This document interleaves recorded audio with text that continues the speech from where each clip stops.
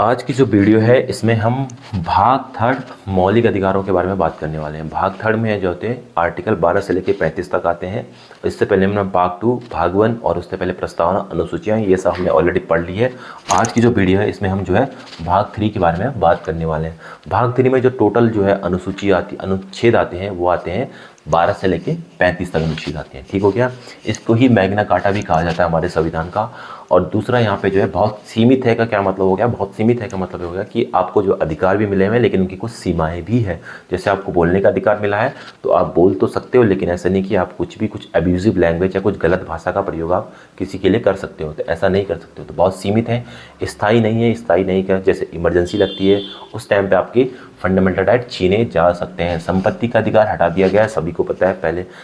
पहले हमारे पास 7 अधिकार हुआ करते थे लेकिन अभी 6 हैं। तो 7वां जो था सभी संपत्ति का अधिकार था वो हटा दिया गया था। कौन से आर्टिकल में था? आर्टिकल 31 और आर्टिकल 19F में था। याद रखिए, कई बार एग्जाम में पूछा जाता है। आज के डेट में कौन से आर्टिकल में है? आज के डेट में 300A में जो है ये संपत्ति का अधिकार है। दूसरा जो है इसमें जो है अनुच्छेद 12 में जो बात करता है, अनुच्छेद 12 बात करता है किसके बारे में? राज्य के बारे में, कि राज्य की डेफिनेशन के बारे में बात करता है कि राज्य क्या है। तो राज्य जो यहाँ पे है किसी स्टेट के बारे में बात नहीं की जा रही है। टोटल जो है पूरी की पूरी जितनी भी आपको सरकार दिखती है ना, सेंट्रल गवर्नमेंट की सरकार, उत्तराखंड की सरकार, उत्तर प्रदेश की सरकार, जितने स्टेट की सरकार है, यूनियन टेरिटरी की सरकार है, पूरे की पूरे जो है सब के सब क्या आते हैं यहाँ पे राज्य के अंडर में आ जाते हैं। तो उनकी जितनी भी सरकारें हैं, सरकारों के अंदर फिर एजेंसियां हैं, गवर्नमेंट की जितनी एजेंसियां हैं, सरकारी संस्थाएं हैं और भी जितने भी डिपार्टमेंट हैं, सब जो है राज्य का हिस्सा है। यही अनुच्छेद 12 इन्हीं सब चीज़ों के बारे में बात करता है। अनुच्छेद 13 किस चीज़ के बारे में बात करता है कि अगर जो है कोई भी कानून फंडामेंटल राइट का उल्लंघन करता है तो उसे अमान्य घोषित कर दिया जाएगा। ये कह रहा है कि अगर कोई भी कानून जो है भारत देश में जो है फंडामेंटल राइट का उल्लंघन करता है, जो कि स्टेट गवर्नमेंट के द्वारा या सेंट्रल गवर्नमेंट के द्वारा बनाया गया हो, उसको जो है अगर वो फंडामेंटल राइट का उल्लंघन करता हो तो वो क्या कर दिया जाएगा? उसको खारिज कर दिया जाएगा। ये कहा जा रहा है अनुच्छेद 13 में। और खारिज कौन करेगा? हाई कोर्ट करेगा, सुप्रीम कोर्ट करेगा। अंडर आर्टिकल 32 के थ्रू आप जो है सुप्रीम कोर्ट, हाई कोर्ट में जा सकते हो। उसके बाद जो हाई कोर्ट उसके बाद संज्ञान लेगा और उसको खारिज कर देगा। अनुच्छेद 14 किस चीज़ के बारे में बात कर रहा है? अनुच्छेद 14 में 2 चीज़ों के ऊपर बात की जा रही है, कानून के समक्ष संरक्षण और कानून का समान संरक्षण। कानून के समक्ष संरक्षण जो है यूके का कंसेप्ट है, यूनाइटेड किंगडम का, और कानून का समान संरक्षण जो है यूएसए का कंसेप्ट है। थोड़ा डिफरेंस है दोनों में। कानून के समक्ष संरक्षण का मतलब है कि अगर आप अमीर हो या आप गरीब हो, आपको कानून के समक्ष अगर आप खड़े हो गए तो आपको इक्वली ही तरीके से ट्रीट किया जाएगा, समान रूप से आपको संरक्षण दिया जाएगा। अगर कोई सजा किसी को, अगर कानून में 10 साल की सज़ा लिखी है तो गरीब को अमीर को दोनों को 10 साल की सज़ा ही मिलेगी। ठीक हो गया। ये कानून जो है ये ऐसा इस तरीके से कानून जो है ब्रिटेन में चलता है। ये कानून के समक्ष संरक्षण कहाँ चलता है? ब्रिटेन में चलता है। कानून का समान संरक्षण कहाँ चलता है? यूएसए का कंसेप्ट है। इसमें क्या होता है कि कुछ ऐसे लोग होते हैं जैसे कि फिजिकली हैंडीकैप्ड लोग होते हैं या फिर वुमेन होगी, तो वो जो है इतनी कैपेबल नहीं है जितने कि एक नॉर्मल आदमी के कंपैरिजन में थोड़ा सा अक्षम है, वो आप इस तरह से बोल सकते हो। तो इनको थोड़ा स्पेशल ट्रीटमेंट दिया जा सकता है, स्पेशल इनको प्रिविलेज दिया जा सकता है। कोई गरीब है तो उसके पास जो है वकील करने के पैसे नहीं होंगे, कोई अमीर है तो उसके पास तो अच्छे वकील करने के पैसे होंगे, तो वो अमीर के जीतने के चांसेस ज़्यादा होंगे। लेवल प्लेइंग फील्ड तो नहीं हो रहा ना। मान के चलो दोनों, एक अमीर है एक गरीब आदमी है। गरीब आदमी तो वकील करने के लिए भी 10 बार सोचेगा, अमीर आदमी तो अच्छा सा अच्छा वकील करके हायर करके केस जीत जाएगा। तो इस तरह से जो है कानून जो है कि जो है कुछ लोगों को जो है स्पेशल तरीके से ट्रीट किया जाएगा। ये बोलता है कानून के समान संरक्षण, जो कि यूएसए का कंसेप्ट है। हमारे देश में दोनों, हमारे संविधान में दोनों को ही लिया गया है। अपवाद के स्वरूप क्या है इसमें कि जैसे प्रेसिडेंट हो गया, राष्ट्रपति हो गया, इनको जो है इस कैटेगरी में नहीं रखा गया है क्योंकि जो है ये मतलब इनको जो है स्पेशल तरीके से, जैसे इनके ऊपर ये सब कुछ कानून नहीं लगता है, तो ये जो है इस अपवाद के स्वरूप में प्रेसिडेंट हो गया। उसके बाद जो है अनुच्छेद 15 हो गया। अनुच्छेद 15 जो है ये कहता है कि समानता के बारे में बात करता है कि सभी जो हमारे देश में जितने भी लोग हैं, किसी भी जाति, धर्म, लिंग, नस्ल से अगर बिलोंग करते हैं या जन्म कहीं भी हुआ है, किसी के साउथ इंडिया में, नॉर्थ इंडिया में, ईस्ट वेस्ट में, सबको समानता के साथ जो है किसी के साथ किसी भी तरह से भेदभाव नहीं किया जाएगा, सबको समान ट्रीट किया जाएगा। अनुच्छेद 16 किस चीज़ के बारे में बात करता है? ये रोजगार के बारे में बात करता है। रोजगार के बारे में बात करता है। रोजगार में समानता, सबको समान तरीके से रोजगार, मतलब किसी भी तरह से कोई भी भेदभाव रोजगार देने में सरकार नहीं करेगी, ये बात करता है। लेकिन इसके कुछ एक्सेप्शन है। ठीक हो गया। एक्सेप्शन में क्या हो गया, जैसे रिजर्वेशन आता है, रिजर्वेशन इसी में आता है।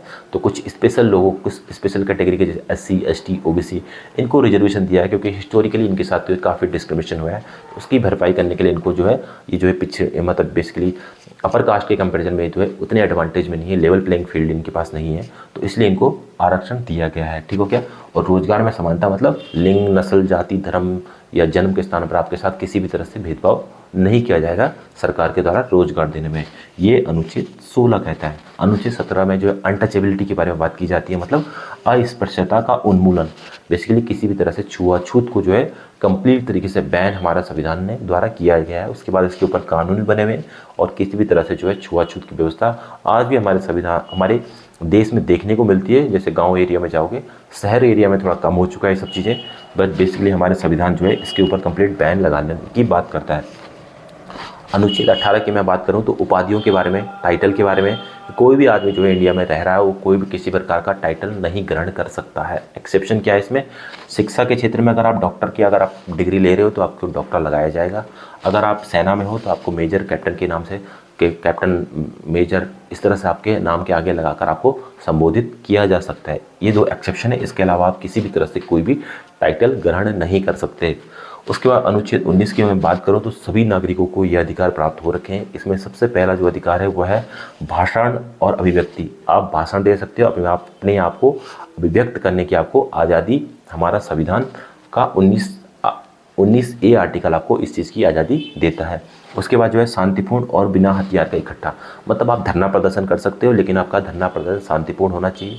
आप उसमें अगर किसी भी तरह से कोई भी हथियार का इस्तेमाल करते हो तो आपको जो है फिर ये जो है आपका ये गैर कानूनी हो जाएगा, ये गैर संवैधानिक हो जाएगा चीज़ें। ठीक हो गया। यूनियन आप बना सकते हो, आप जो है यूनियन बना सकते हो, जैसे कि बनाते ही हैं बेरोजगार संघ हो गया, स्टूडेंट यूनियन हो गया, इस तरह के यूनियन आप अपने ग्रुप का बना सकते हो। दूसरा जो है यूनियन बनाना, फिर आपको फिर कुछ आपने अगर कुछ देशद्रोही एक्टिविटी करना शुरू कर दिया तो फिर आपको फिर गवर्नमेंट फिर उस तरह से आपको ट्रीट करेगी। ठीक हो गया। तो लिमिटेशन भी हर राइट के साथ कुछ लिमिटेशन भी है, यही मैंने आपको स्टार्टिंग में बोला था कि बहुत सीमित है। दूसरा जो है घूमने फिरने का अधिकार, आपको घूमने फिरने का अधिकार तो है लेकिन पूरे देश में आप कहीं भी घूम सकते हो, ऑलमोस्ट 90% एरिया में आप कहीं भी घूम सकते हो, लेकिन कुछ एरिया ऐसे हैं जहाँ को आपको परमिशन लेके आपको सरकार से परमिशन लेनी पड़ेगी, फिर आप उन एरिया में घूम फिर सकते हो।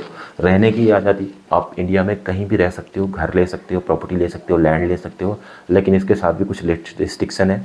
जैसे आप हिमाचल में रह तो सकते हो लेकिन आप किराए पे रह सकते हो, आप वहाँ पे लैंड नहीं खरीद सकते हो, तो इस तरह से कुछ रिस्ट्रिक्शन भी है। व्यवसाय भी आप पूरे इंडिया में कहीं भी किसी भी प्रकार का व्यवसाय कर सकते हो, लेकिन कुछ चीज़ें ऐसे जो रिस्ट्रिक्टेड है, जैसे कि आप भांग नहीं उगा सकते हो, भांग की खेती इसका व्यापार नहीं कर सकते, नशे के लिए आपको इस तरह से चीज़ें आप नहीं कर सकते हो। तो ये रिस्ट्रिक्शन हमारा संविधान आपके ऊपर कुछ रिस्ट्रिक्शन भी लगाता है, तो आप व्यवसाय वैसे आप कर सकते हो। यह अनुच्छेद 19 इस चीज़ के बारे में बात करता है। अनुच्छेद 20 किस चीज़ के बारे में बात करता है, अनुच्छेद 20 बात करता है कि अपराधियों को दो सिद्धि के संबंध में संरक्षण। दो सिद्धि के संरक्षण में संबंध मतलब कि मान के चलो किसी ने कोई अपराध कर लिया तो उसके बाद उसका दोष जो सिद्ध होगा वो किस तरह से उसको प्रोसिक्यूट किया जाएगा, उसको जो है उसको सज़ा दिलाई जाएगी, उसके ऊपर बात करता है अनुच्छेद 20। तो सबसे पहले तो क्या होगा, उसको no ex post facto law. इसका मतलब क्या हो गया, no ex post facto law का मतलब हो गया कि मान के चलो आज मैंने कोई क्राइम कर दिया या आपने कोई क्राइम कर दिया, तो आपको आज से पहले जो कानून बना होगा कि मान के चलो आज आपने जो भी क्राइम किया उसकी सज़ा है 10 साल की, तो आपको वो 10 साल की सज़ा ही मिलेगी।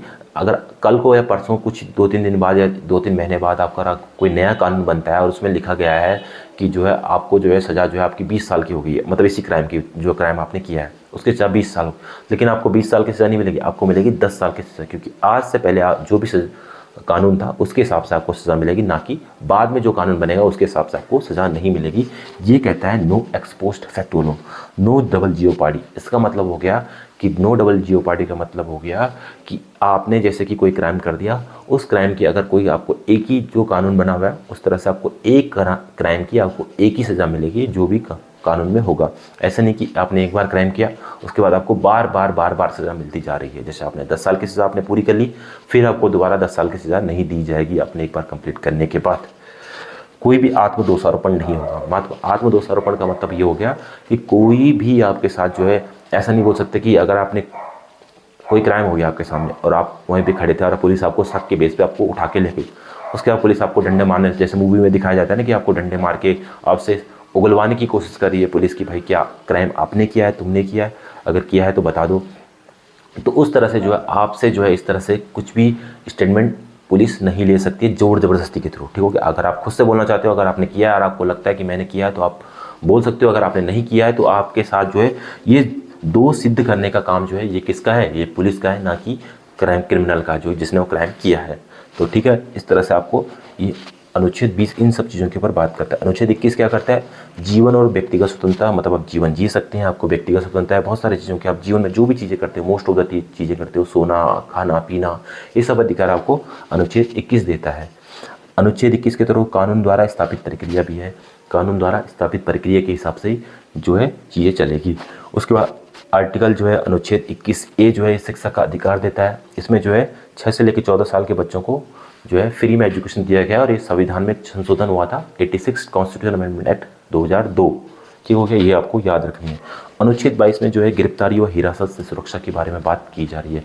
गिरफ्तारी और हिरासत मतलब हो गया कि जैसे आपको गिरफ्तार कर लिया गया, हिरासत में आपको ले लिया गया, तो आपको 24 घंटे का अंदर आपको क्या करना पड़ेगा, पुलिस को आपको हाई कोर्ट या किसी भी न्यायालय में, नियरेस्ट जो भी न्यायालय होगा वहाँ पे आपको पेश करना होगा, आपको एक वकील देना पड़ेगा। इस तरह से जो इन सब चीज़ों के बारे में आपको अनुच्छेद 22 आप इन चीज़ों के बारे में बात करता है। उसके बाद जो है अनुच्छेद 22 के बारे में अनुच्छेद 23 और 24 किस चीज़ से संबंधित है, शोषण के विरुद्ध अधिकार। अनुच्छेद 23 अनुच्छेद 24 हमको शोषण के विरुद्ध अधिकार देता है। तो इसमें क्या है, मानव तस्करी पर रोक लगा दी गई है अनुच्छेद 23 में। अनुच्छेद 24 में बाल श्रम पर रोक लगा दी गई है, मतलब बाल श्रम अब हमारे देश में नहीं होगा, मानव तस्करी भी हमारे देश में नहीं होगी। ये सब चीज़ें हमें 23 और 24 की में बात की जा रही है। उसके बाद जो है 25 से 28 में कौन से अधिकार हमें दिए गए, धार्मिक स्वतंत्रता का अधिकार, मतलब धर्म की स्वतंत्रता का अधिकार, मतलब अपने धर्म का आप स्वतंत्र हो, किसी भी धर्म में आप मान सकते हो, उसमें आप जिसमें भी आप बिलीव रख सकते हो उसमें आप मान सकते हो, उसका प्रचार प्रसार आप कर सकते हो, अनुच्छेद 25 में। अनुच्छेद 26 में क्या है, धार्मिक मामलों का प्रबंधन की स्वतंत्रता। अब आप किसी भी धर्म में मानते हो तो उसके जो प्रबंधन हो गया, जो भी आपकी संस्था बनी होगी उसका प्रबंधन आप अपने हिसाब से अपने रिलीजन का प्रबंध आप कर सकते हो, ठीक हो गया। उसके बाद 27 में जो है आपको किसी भी तरह का कोई भी, आप मान के चलो आप किसी धर्म में आपने कोई संस्था खोल रखी है, उसमें आपको कोई दान दक्षिणा आपको कर रहा है, चैरिटी कर रहा है, तो उसके ऊपर किसी भी तरह से कोई भी टैक्स या कर नहीं लगाया जाएगा, ये कहते हैं आर्टिकल 27 अनुच्छेद 27।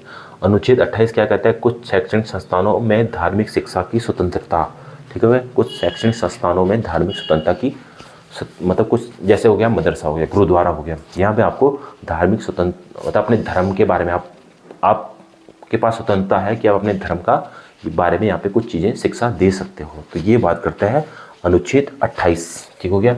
उसके बाद अनुच्छेद 29 किस चीज़ के बारे में बात करता है, 29 और 30, इसमें दो चीज़ों के बारे में बात की जा रही है, सांस्कृतिक और शैक्षिक अधिकार, सांस्कृतिक और शैक्षिक अधिकार। अब देखो इसके अनुच्छेद 29 को लेकर थोड़ा कंट्रोवर्सी भी होती है, सॉरी अनुच्छेद 30 को लेकर। अनुच्छेद 29 जो है ये अल्पसंख्यकों को हितों की सुरक्षा, भाषा संस्कृति की रक्षा का अधिकार देता है। जितने भी इंडिया में अल्पसंख्यक है उनको क्या है, उनकी अपनी संस्कृति है, वो अपनी संस्कृति को बचाने के लिए जो भी स्टेप लेना चाहते हैं वो ले सकते हैं, बस वो संवैधानिक होना चाहिए। लिपि हो गया, भाषा हो गया, उसको बचाने उसकी रक्षा का उनको पूरा का पूरा अधिकार है। दूसरा जो इसमें बात की जा रही है, शैक्षणिक संस्थानों की स्थापना और प्रशासन करने का अधिकार, ठीक हो गया। जैसे शैक्षणिक संस्थानों की स्थापना का मतलब क्या हो गया, जैसे कि जो है कोई मुस्लिम है तो मदरसे की स्थापना कर सकता है, उसके बाद कंप्लीट उसको जो है उसका प्रशासन भी अपने हिसाब से चला सकता है, ये बात करता है अनुच्छेद 30, ठीक हो गया। आप गुरुकुल खोल सकते हो, गुरुकुल। देखिए यहाँ पे क्या है ना, सिर्फ और सिर्फ माइनॉरिटी के बारे में बात की जा रही है, ना कि मेजोरिटी के बारे में। तो ये सिर्फ माइनॉरिटी के बारे में जब बात की जा रही है, जैसे कि अगर मुस्लिम समाज का कोई व्यक्ति है तो वो चाहता है कि मैं अपने समाज में लेके मदरसा खोल दूँ, तो मदरसा खोल सकता है, उसके बाद उसका प्रशासन भी अपने हिसाब से चला सकता है। ये बात करें, बहुत बड़ी बात है, इसके लिए काफ़ी ज़्यादा कॉन्ट्रोवर्सी होती है, और ये केवल अल्पसंख्यकों के लिए है। अनुच्छेद 30 इन सब चीज़ों के बारे में बात करता है। अनुच्छेद 29 में जो है सभी से रिलेटेड है, क्योंकि कोई भाषाई अल्पसंख्यक भी हो सकता है, तो बहुत सारी चीज़ें, भाषा लिपि संस्कृति की स्वतंत्रता का अधिकार है 29 और 30 में, थोड़ा सा डिफरेंस है। दूसरा जो है सबसे इंपॉर्टेंट आर्टिकल जो है अनुच्छेद 32, जो कि काफ़ी ज़्यादा एग्जाम में क्वेश्चन इनसे बनते हैं, ये भी हमने यूके से लिया है। संवैधानिक अधिकारों का उपचार के नाम से इस आर्टिकल को हम जानते हैं, और इसके बारे में जो है BR अम्बेडकर साहब ने बोला है कि संविधान का हृदय इसको कहा गया है। ठीक हो गया। इसमें जो सबसे इंपॉर्टेंट है वो है 5 रिट आती है इसमें। रिट जो है 5 प्रकार की रिट होती है, इनके बारे में क्वेश्चन बनते हैं कि कौन सी रिट किस प्रकार से यूज़ की जाती है, ये पूछ लिया जाता है किसी तरह से क्वेश्चन, तो आपको आज के बाद कन्फ्यूजन नहीं होगा।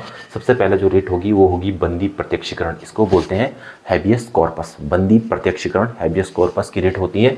इसमें क्या होता है कि पुलिस क्या करती है, कभी कभी शक के बेस पे किसी आदमी को उठा के ले गई या वैसे भी किसी आदमी को उठा के ले गई, तो उसके बाद जो है आपकी फैमिली के वालों के पास अधिकार है कि आप हाई कोर्ट में जाके बोल सकते हो कि हमारे रिलेटिव को पुलिस उठा के ले गई, 1 दिन से 2 दिन से 3 दिन से जो है कोई हमें खबर नहीं मिली है, या पुलिस भी कोई भी उठा के ले गया, आपको कोई भी उस पर्सन के बारे में कोई जानकारी नहीं मिली, तो आप जो है कहाँ जा सकते हो, सुप्रीम कोर्ट या हाई कोर्ट में जा सकते हो। और उसके बाद जो है हाई कोर्ट जो एक रिट जारी करेगी, वो है बंदी प्रत्यक्षीकरण या हैबियस कॉर्पस की रिट जारी करेगी कि, और पुलिस को ऑर्डर देगी कि उस आदमी को 24 घंटे के अंदर या 48 घंटे के अंदर जो है कोर्ट के समक्ष प्रस्तुत करो। तो उसके बाद जो है पुलिस को ये काम करना होगा। उसके बाद जो है नेक्स्ट जो है परमादेश। परमादेश को मेंडामस भी बोलते हैं। ये सरकारी अधिकारियों के कर्तव्य के बारे में, ये मतलब मान के चलो आपको, जो आपको लग रहा है कि कोई तहसीलदार हो गया, कोई एसडीएम हो गया, अपने कार्य का निर्वहन सही तरीके से नहीं कर रहा है, तो आप वहाँ जाके, आप हाई कोर्ट में जाके बोल सकते हो कि फलाना अधिकारी जो है इस तरह से काम नहीं कर रहा है। उसके बाद आप क्या कर सकते हो, उसके बाद कोर्ट क्या करेगी, कोर्ट जो है परमादेश जारी करेगी और सरकारी अधिकारी को सवाल पूछेगी क्यों अपने कर्तव्य का आप सही तरीके से पालन नहीं कर रहे हो, जवाब दो। उसके बाद जो है नेक्स्ट जो तीसरा जो है प्रतिषेध, ये प्रोहिबिशन इसको बोलते हैं। इसका मतलब हो गया, प्रोहिबिशन का मतलब हो गया supreme court to high court, मतलब अपर कोर्ट लोअर कोर्ट के किसी भी डिसीजन को रोक लगा सकती है, उसमें चेंजेस कर सकती है, उसको टेम्परेरी रोक लगा सकती है, उसको डिसमिस कर सकती है, खारिज कर सकती है। ये काम जो है, ये जो है अपर कोर्ट लोअर कोर्ट के बारे में बात की जा रही है, मतलब अपर कोर्ट लोअर कोर्ट को इस तरह से आदेश दे सकती है किसी भी केस से रिलेटेड। ठीक हो गया। उत्प्रेक्षण, उत्प्रेक्षण का मतलब क्या हो गया, इसको बोलते हैं सर्टोरी। इसका मतलब होता है निर्णय रद्द, मतलब जो है हाई कोर्ट जो है, सुप्रीम कोर्ट जो है, sorry lower court, high court का या हाई कोर्ट उससे अपने लोअर कोर्ट का अब निर्णय को रद्द भी कर सकती है। मान के चलो आप गए हाई कोर्ट में, हाई कोर्ट ने 10 साल की सज़ा दे दी किसी भी केस, किसी भी क्राइम में, आप चले गए सुप्रीम कोर्ट, तो सुप्रीम कोर्ट क्या कर देगा, उस निर्णय को रद्द कर देगा। अब यहाँ पे केस दोबारा सुप्रीम कोर्ट में चलेगा, अगर सुप्रीम कोर्ट के लगेगा कि इस तरह से चीज़ें मतलब गलत हुआ, वहाँ पे हाई कोर्ट में जो डिसीजन लिया वो गलत लिया है, तो हाई कोर्ट के डिसीजन को सुप्रीम कोर्ट रद्द कर सकता है। तो उसके लिए एक रिट जारी करेगा, सर्टोररी उत्प्रेक्षण की रिट। उसके बाद नेक्स्ट जो है अधिकार परीक्षा, को वारंटो इसको हम बोलते हैं इंग्लिश में। इसका मतलब क्या हो गया, पब्लिक ऑफिस में अगर कोई गलत तरीके से बैठा हुआ है या जो है उसको उसके लिए क्वालिफाइड नहीं है उस पोस्ट के लिए, तो उसके बाद जो है आप जो है हाई कोर्ट सुप्रीम कोर्ट जा सकते हो और सुप्रीम कोर्ट एक रिट जारी करेगी, उस रिट का नाम होगा अधिकार परीक्षा को वारंटो। उसके बाद उस आदमी से सवाल पूछा जाएगा कि भाई आप इस पोजीशन पे किस अधिकार से बैठे हो, आप इसके लिए क्वालिफाइड नहीं हो, तो इस तरह से जो है उसके बाद उसके ऊपर कार्रवाई की जाएगी। तो इस तरह से पूरा का पूरा जो है हमने जो मौलिक अधिकारों के बारे में हमने आज पढ़ लिया है, और इस तरह से आपका बहुत जल्दी से मैंने रिवीजन कराने की कोशिश करिए।